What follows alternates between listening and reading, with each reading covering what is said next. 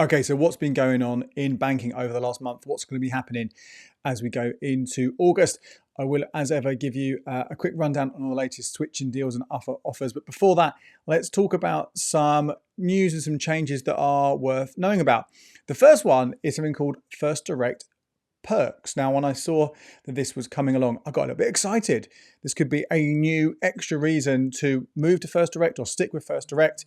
Could it be cashback? Could it be freebies? Could it be competitions, exclusive events, all sorts of things? Actually, it's nothing too exciting at all. We're at launch now. It is early days, so I don't think it's even been officially launched, but it is in the First Direct app now.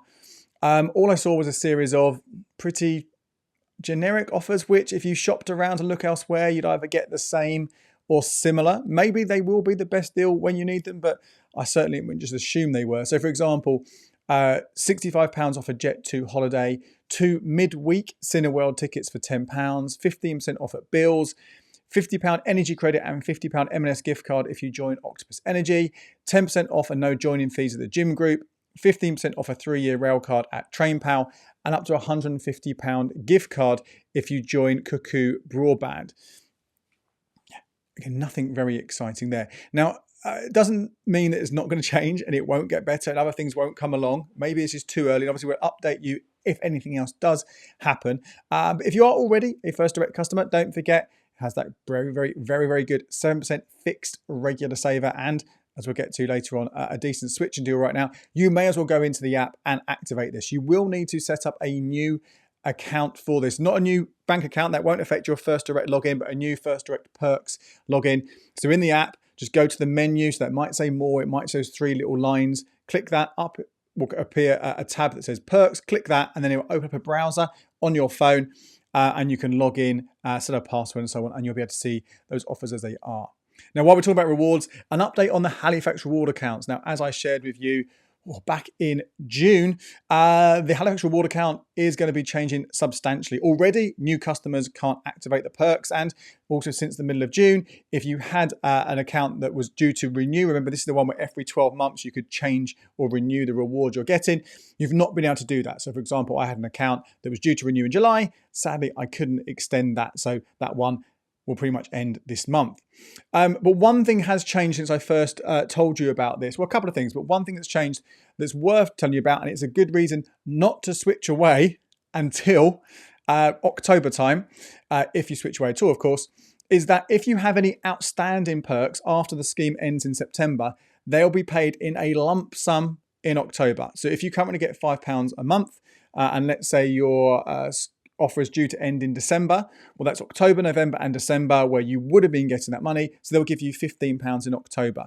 Obviously, if you'd signed up at the start of June before it changed, then potentially you're going to get a whole 9 months worth of that cash all paid at once as well.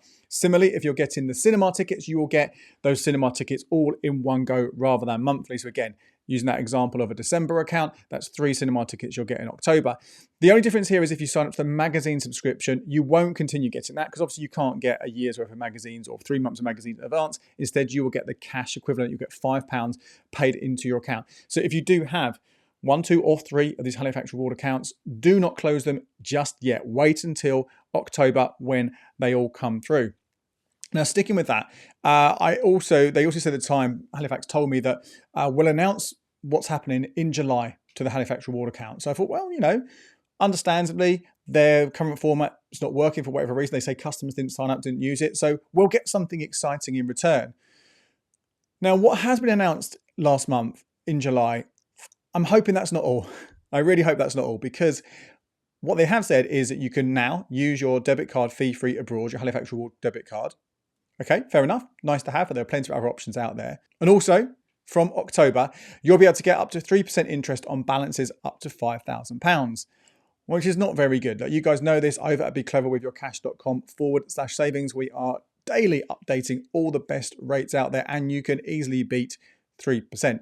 Now, this is actually the same offering that you get with the Club Lloyds account and with the Bank of Scotland Vantage account in terms of that interest rate, and they've not been good options for a long time now. But that's all that's been said. I still really hope something else will come along, but we've got until that last payment in October for us to make decisions if we are going to switch away or not, or close the accounts or stick. But yeah, that's really disappointing if that is all it's going to be.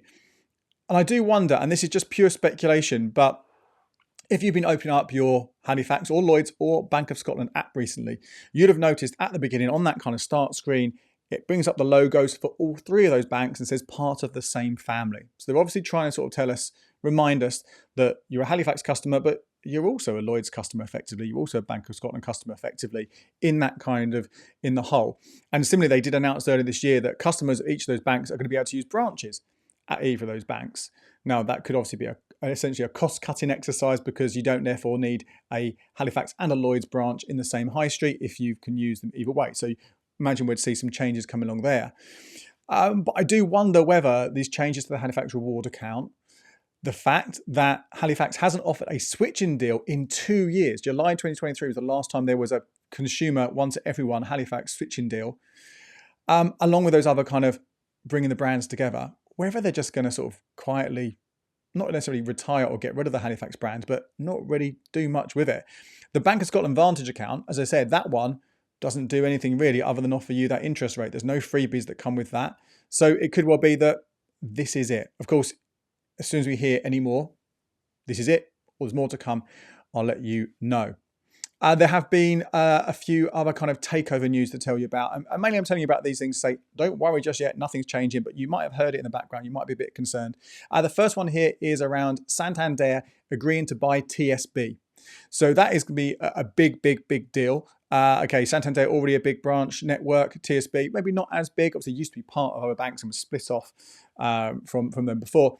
But this will create, obviously, a much larger bank between the two. But nothing is changing for now. If the deal goes ahead, it's got to be approved by the regulators. There are other things that need to be agreed. It's probably not going to happen until early 2026. So we've got a good 6 months yet before it does happen. And then, assuming it does go ahead, things aren't going to happen, if they happen at all, straight away. They might want to keep the two brands operating separately. Probably not. I'd imagine they'd probably want to sort of make some efficiencies and over time maybe bring them together. But again, not going to happen straight away. So if you've got a current account with TSB, it will just carry on operating as normal. And the switching deal that's currently operating with them, take advantage of it if you will, because it won't impact you, at least in the short term. Similarly, savings-wise, they've got separate banking licenses and they will remain separate when that merger happens. So it's not going to impact you if you've got money at both. And of course, that is £85,000 per financial institution. So you need to have a lot of money across those two particular banks for that to be ever potentially be an issue. Of course, longer term, that might change. So they might bring them together. They might close down branches. But again, nothing to worry about right now. The other takeover that looks set to happen is around Curve. Now, you might remember Curve if you've been listening to me talk about these things for a long time. It was, for a long time, one of my top picks. I really liked it. It was the ability to basically put a number of different cards in back behind a single card and use that for perks and all sorts of things. But a number of reasons have made that pretty redundant. One, digital wallets on your phone mean you can have loads of cards on you at any time anyway. But also, back in 2022, so it's been 3 years now, there were a number of other changes in terms of the fees and the benefits you got for the free account. I basically, right, there's no point getting this anymore. And since then, they've tried to do different things to try and resurrect it or entice customers. And personally, I don't think any of them have particularly worked. Well, now it looks like they are going to sell the business to Lloyds Bank, reportedly at a far lower value than they were originally priced at, or at least they thought they'd be priced at. Now, that could be good news for Curve users. Maybe Lloyds will put more effort and energy into it or more resource into it. But I think in all likelihood, what Lloyds are doing is they're after that technology, the back end of it, which they could then maybe replicate for their own customers rather than try and do something with Curve. So I would have thought when it goes through, we might see the end of that brand for those people who are still using it. Again, anything important to know, we will update you on that.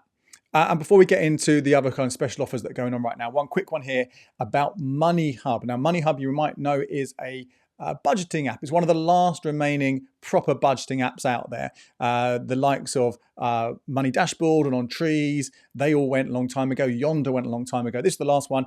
They announced a few months ago it's due to close to customers on the 16th of August. But just a few days ago, they also revealed that existing customers can transfer their accounts to something called WPS Advisory and their app. Now, this is obviously people who are already using Moneyhub systems. Moneyhub's closing for consumers, but they're going to stick along in the background, offering their services to brands, being a back-end provider for things. So if you are an active Moneyhub user, you probably already had this information, this notification, but if you are going to, then make sure you do transfer your details over, migrate to the new app before the Moneyhub one is closed down. Now, I have to try a quick look at this. I've not used Moneyhub for a long time. I can't seem to get into the app, so I can't seem to do that. And looking at the WPS Advisory website and their app, I can't seem to find any details there about costs. Now, Moneyhub had a free version and a paid version. I wonder if that will continue or whether it will just continue under subscription. But again, if you did use it or you are looking for a very, very good budgeting app, albeit for a monthly or annual price, it's worth looking at this over some of the others, which I think are just not as good. Okay, let's talk about special offers. Now, I did round up, obviously, the new bank switching deals just recently, just a few weeks ago. So I won't go into detail on these. I'll just rattle through them. There is more information about each of these switching deals over at becleverwithyourcash.com/banks. The first one, the newest one there is from TSB, up to £340 available from them, though you do have to do lots to do it. Also new is a pretty rare one from Barclays, offering £175. Technically, the most you're going to get there profit-wise is £165 if you go via the standard account, because you have to add on Blue Rewards, which costs £5 a month, but that's still a decent profit. If you go for the Barclays Premier switching per account, then you'll just get that pure £175. First Direct still offering £175. Good one to keep going for there. NatWest and RBS, you can't do both. You can do one or the other. We'll give you £125 for switching and another £50 for opening a digital regular saver. We have Chase for a handful of existing customers, offered a £50 Amazon voucher. And then when we go into the Premier banking deals, obviously there was that Barclays one we mentioned, but also HSBC have just relaunched their Premier bank switching offer. It was around, it went away for a couple of weeks, it's now back. That's a £500 Selfridges offer. Remember, becleverwithyourcash.com/banks will take you to our whole table of all the switching deals. And then within the site, you'll find full articles with full analysis and full details on each of those offers. Plus, obviously, we have the videos on YouTube and we've covered them on the podcast as well. Now, there are two more offers I do quickly want to talk about as well. One I've mentioned before, but it has been extended. This is from Trading212, and this is the cashback on their debit card.